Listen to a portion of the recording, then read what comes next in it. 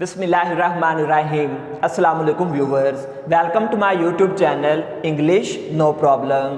आज हम बात करेंगे एलिटरेशन पर। एलिटरेशन दरअसल पोइट्री की एक ही लाइन में सेम साउंड की बार बार रेपिटेशन को कहते हैं, यानी कि सेम साउंड पोइट्री की एक ही लाइन के कुछ अल्फाज के बिल्कुल स्टार्ट में आता है।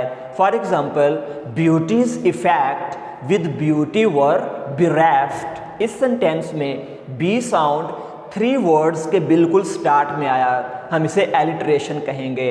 Next, nor it nor no remembrance what it was. इस सेंटेंस में एन लेटर 3 टाइम्स यूज़ किया गया, ये भी एलिटरेशन की एग्जाम्पल है।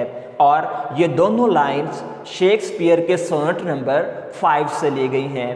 अगर क्वेश्चन किया जाए व्हाट इज एलिटरेशन, तो हम आंसर कर सकते हैं repetition of same letters or sounds in a poetic line is called alliteration.